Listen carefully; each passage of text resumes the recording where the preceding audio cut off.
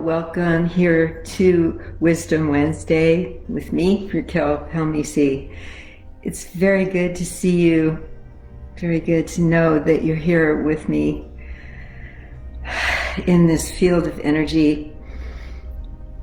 I invite you to come in and take some deep breaths with me.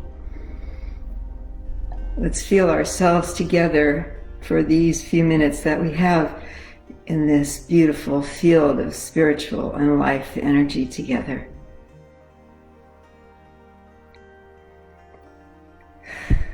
So dropping in, feel yourself dropping in with me. We have to know that what we have together, all of us, is so much more powerful than what each one of us has alone. I think it's really important at this time where we have been really isolated often from family, from friends, from events, and even more right now, especially in California. I know you folks over there in Europe are opening up a little more than we are here in the Golden State and all throughout the United States. We're closing, we're surging in the number of COVID cases and the number of hospitalizations here. So we are finding ourselves being asked to isolate once again and to really do it and really give ourselves a chance as a collective, as a community, to stop the strong surge of this virus. And no matter what your beliefs are, I don't really care. It doesn't matter to me what you think. But what really matters to me is who you are. What's motivating your thinking? And I'd like to tell you right now that you are part of the human family. This is not about you. It's not about me, my small mind, my ego, my fears. Yes, I have to keep working on all this. But what this moment is calling for is something much greater. It's calling for us to recognize that we are part of a human family, that we are about each other even more than we are about ourselves, that we are about a creative force here that is trying to form a consciousness, that is trying to uplift us as a human experiment in consciousness, in creation. That makes, I'll just say it makes a lie out of most of the things that are spewing out into the collective right now. And if you drop in with me, you will find yourself in a field of spirit, in fields of love. And maybe not the kind of love that you would recognize as love. This is the love that created this creation in the first place. This is the great heart that beats within every single one of us. It's the same heart, no matter what you call it. We each have a piece of it. And indeed, the whole of human experience can be summed up in one tiny little phrase: the thing that each of us is after, whether we know it or not, whether we admit it or not, is to have the experience of an open heart. To have that experience is why we're here, why we were born here. why we came into this life. And it is not an easy path to take. It doesn't mean that we just become agreeable. It doesn't mean that we don't feel the depths of the shadowlands that call us often.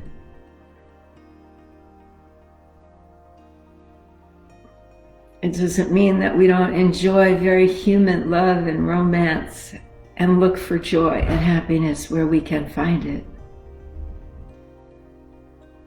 But it does mean that we strive to find ourselves as part of the great heart that created creation here. That great heart that beats in every single one of us. That we find ourselves interested and curious about our relationship to the collective. Are we in it for ourselves? Is that the whole deal of living life? Is that what the whole thing is about?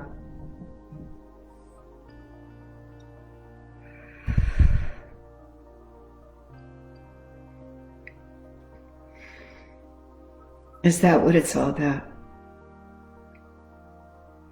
Our ego needs?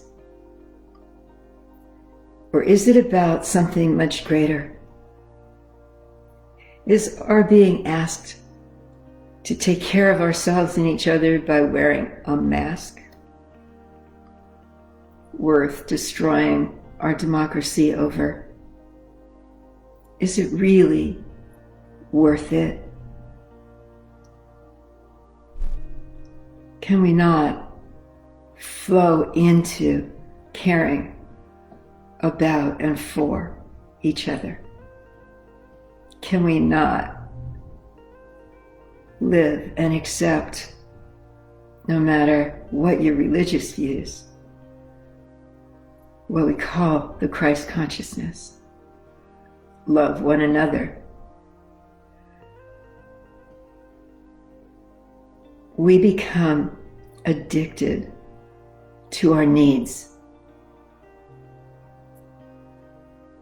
And when you dig down deep enough into the pull towards fulfilling our needs for independence, for freedom, whatever we're looking at, what we find is we find fear always motivating, always keeping us seeking and searching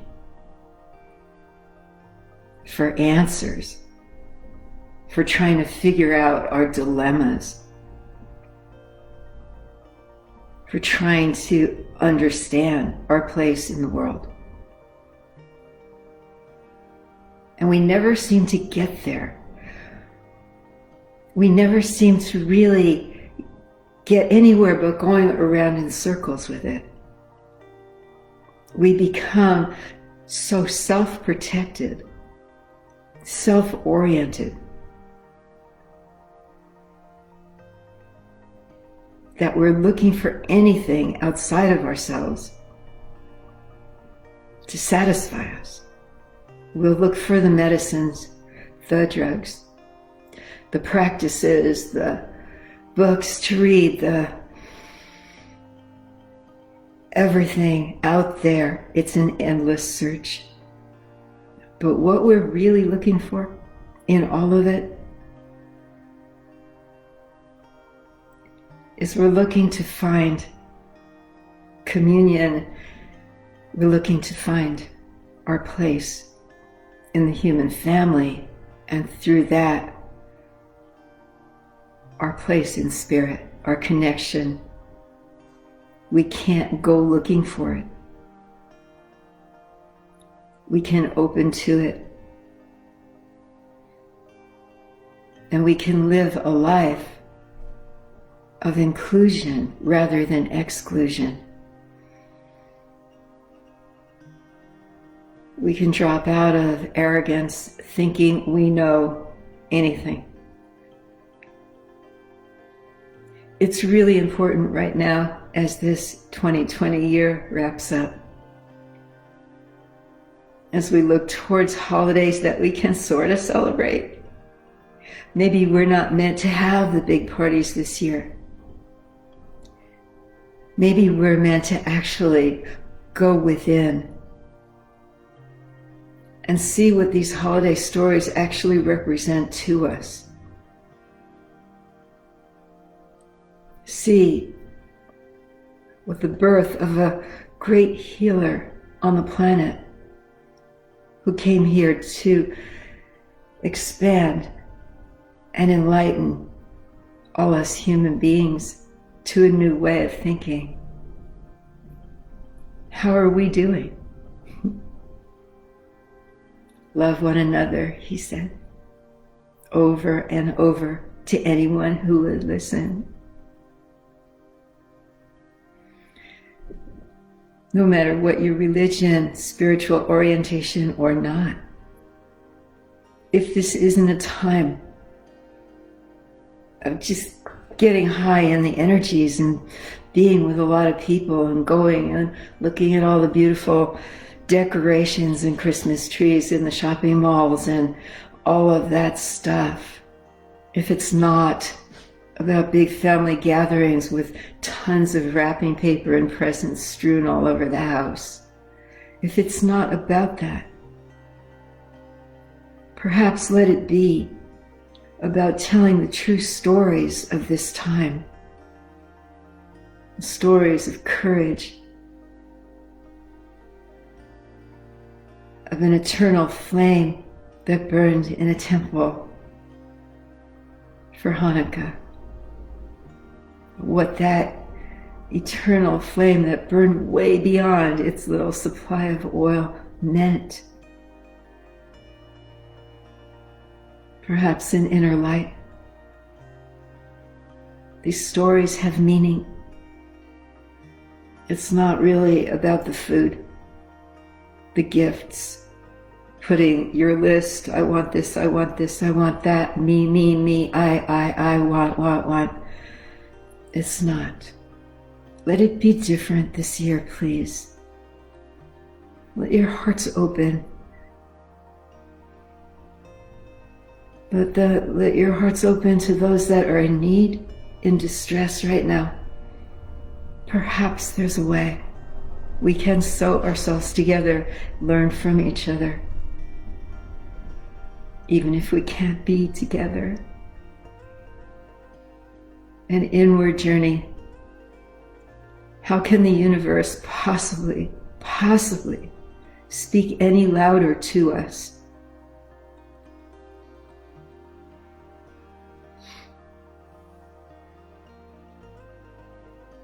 How much do we have to get hit over the head before we see our own selfishness? And try something different.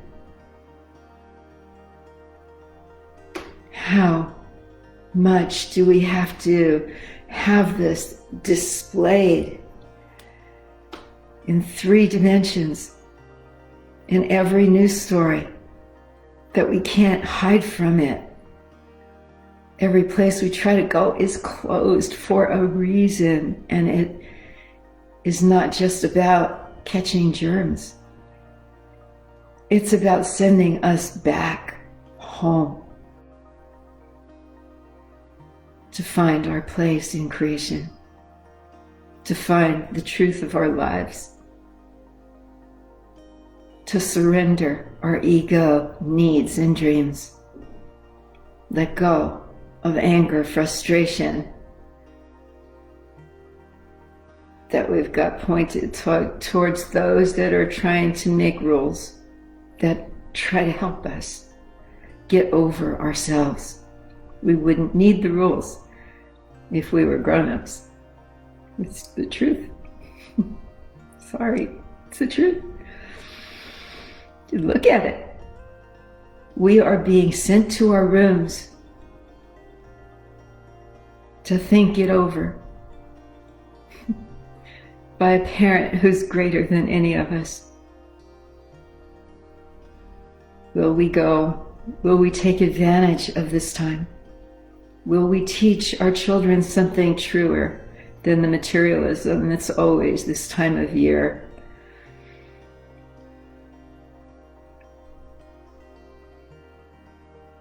Will we employ our imaginations, our love, our affection? Will we look in the mirror and spend a little time there, really seeing ourselves and appreciating all that we have had this year and this life? What a year.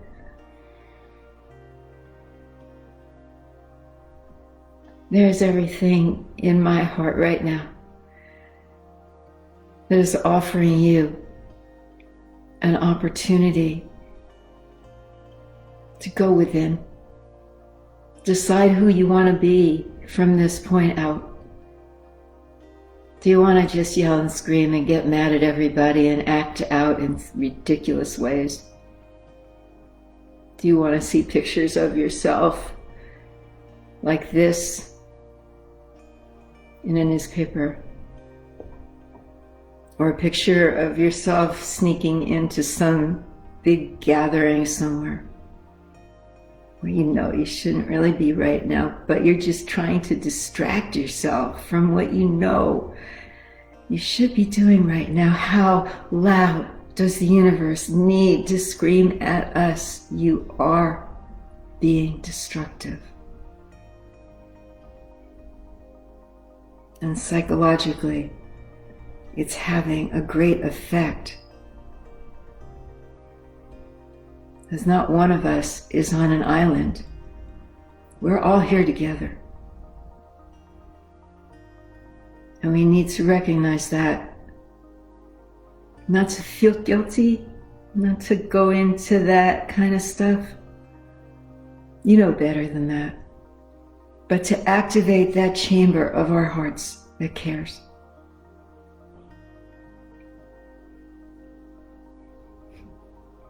I hope you know the love this is coming with.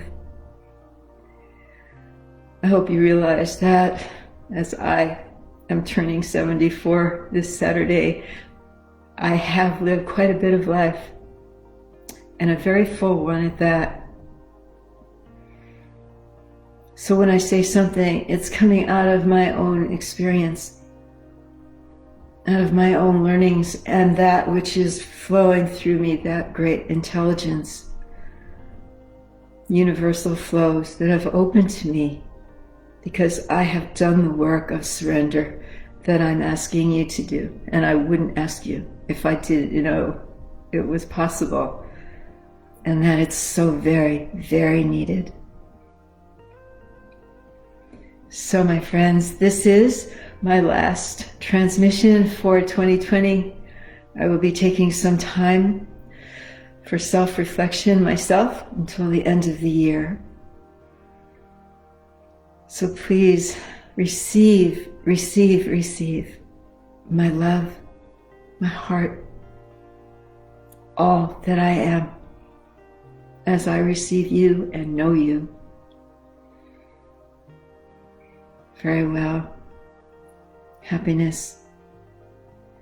May your processes be rich and fulfilling to you. Lots of love.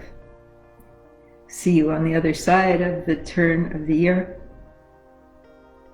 Mahalo. Thank you.